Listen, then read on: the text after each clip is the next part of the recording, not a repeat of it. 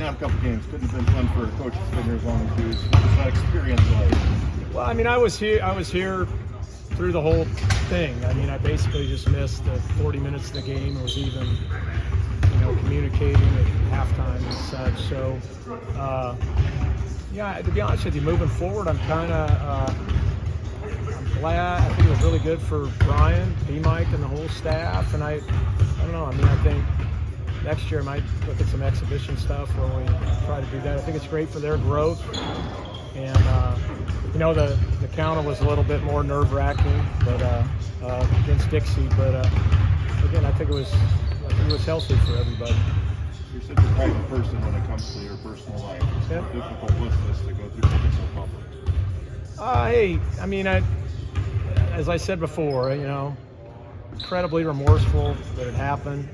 But it's been 10 weeks now, and we've, all of us, myself, family, players, coaches, school, fans, we've moved on, and turning it into a positive. And, now it's about getting ready for Texas, man. This is a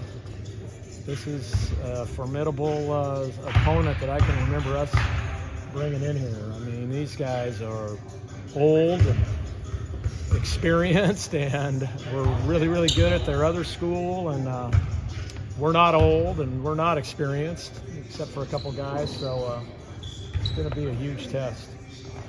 Coach, what did you see out of Brian and your team while you were away in those exhibition games and the game against Dixie? Well, again, I was here the whole time, so I wasn't really away. Sure. So what did you make of how they did? They did great. I mean, are you talking the staff or the team, the players? Yeah, both.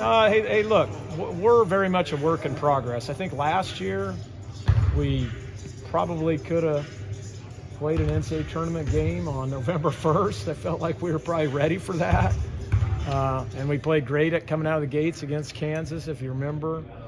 I think this year we're going to be on a real, it's going to be a journey of learning, and because we are. And we got 6 new guys that we're counting on to play. And I don't think I've ever had that as long as I've been here. So it's making practices longer, and it's making for some bumpy times during games, but I think it'll put us on a growth plane too, I hope. What does practice look like when you have such a new, young team that looks so much different than last year's roster, getting ready for this veteran team like you talked about? What does preparation for that look like? Unfortunately, it looks like a lot of stops in practice, which I don't like. I like flow and playing, and it seems like we're stopping and correcting a lot. And I think I have to remind everybody, staff, myself, to even just let them flow and play through mistakes a little bit, because there's a lot of teaching going on, and the fear when you're doing that is then they just kind of paralysis by analysis, and you don't want that. I just want them to flow.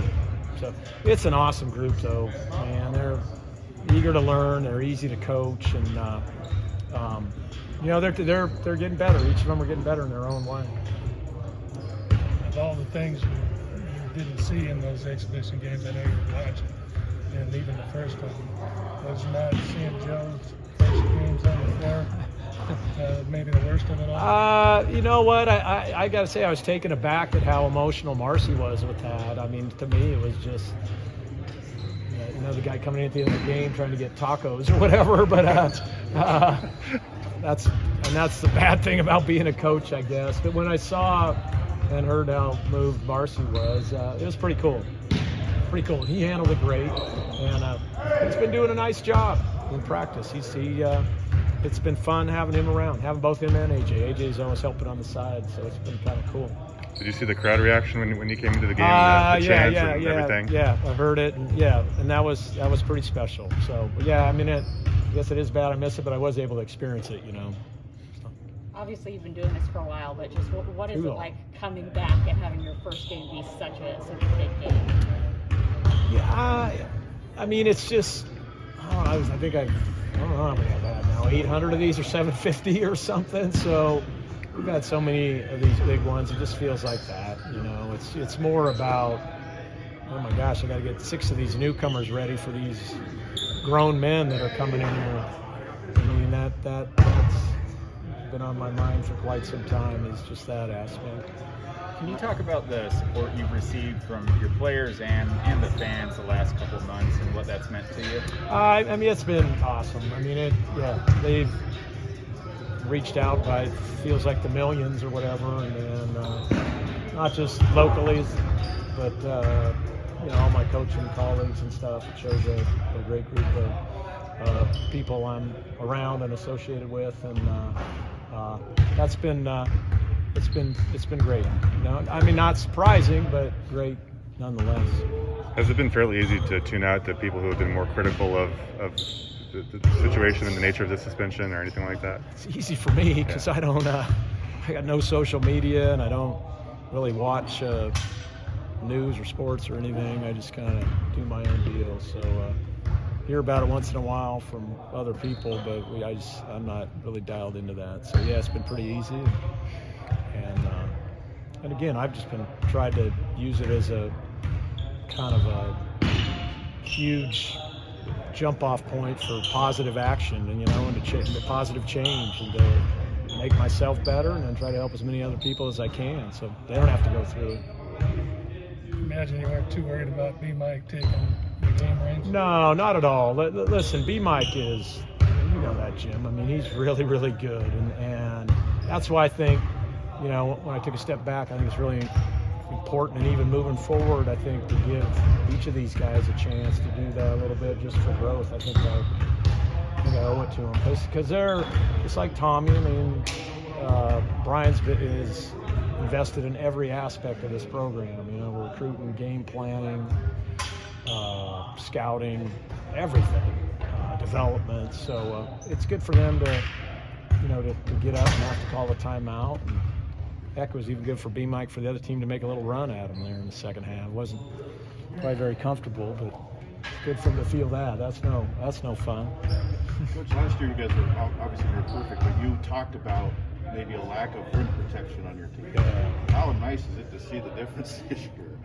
Yeah, no, it is. It's very different. I think we're different, Keith, on both ends there. Our perimeter defense is probably as good across all three spots as it's been as far as moving your feet and even creating turnovers. And then, the rim protection. We're not as big and old and bulky as 17, where that was incredible.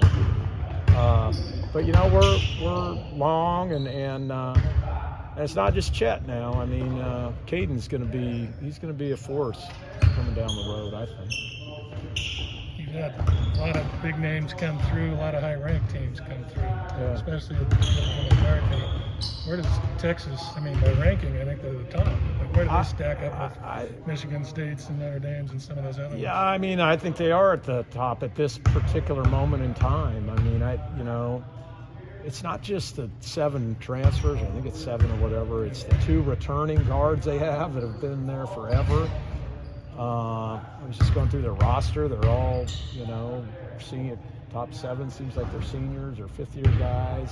But they were all league at other places. They were all league in the Big Ten. They were, in the Atlantic 10. They were in the Pac-12, Timmy Allen. So these aren't the type of guys that are going to get too nervous walking into here. So, like I said, they're grown men.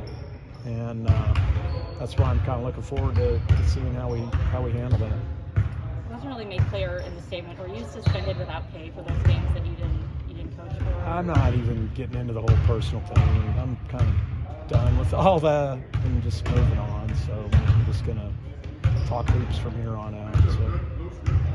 What kind of reaction do you expect from the fans personally when you walk into the arena Saturday? I don't know. I haven't really thought about it. Just trying to figure out how to battle Texas. This is fully on my mind.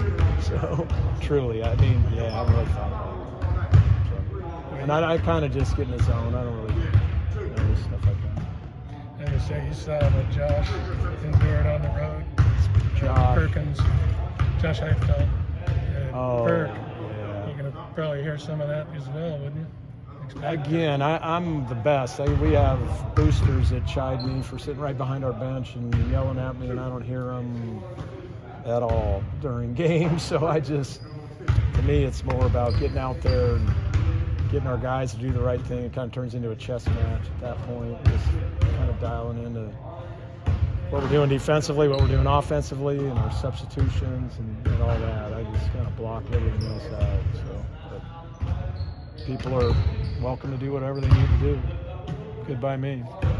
Does it make it hard to prepare for this Texas team with all the transfers? And you mentioned them being a veteran team, but you probably have to watch Timmy Allen, Utah film, and Marcus Carr, Yeah. Minnesota film, and then all the individual tape from those guys. Yeah, and then heck, Chris is at a different school now, right? So I mean, you look at what they were like at Texas Tech. Yeah, it's compiling a lot of data based on speculation too, right? Like we only got one real game of them, and that was Tuesday, just like us. Yeah.